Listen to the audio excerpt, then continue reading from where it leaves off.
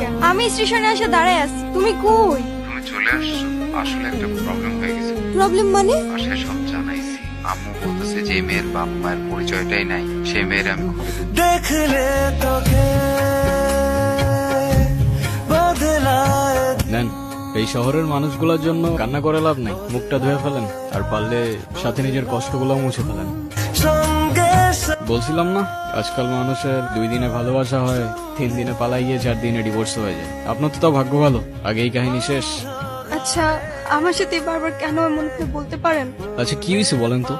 মা বাবা হারানোর পর আমি আমার মামা বাড়িতেই বড় হই। মনি হয় এগুলো ওরে পড়ায় নিয়ে আসো, আজকে জাহাঙ্গীরের লগে ওর বিয়া দিই। মন কেন রে তোরে না একটা পুলায় ভালোবাসে, পুলাটার সাথে পালায় আছে। তোর জীবনটা নষ্ট করিস না। রনি আমাকে সব সময় বলতো ও নাকি আমাকে অনেক ভালোবাসে, আমার জন্য সবকিছু করতে পারবে।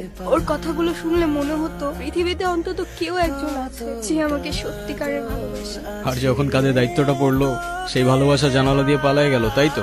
আমি তোমাকে ভালোবাসি, শুধু এই 3টা শব্দ বলে দিলেই তো আর ভালোবাসা হয়ে যায় না।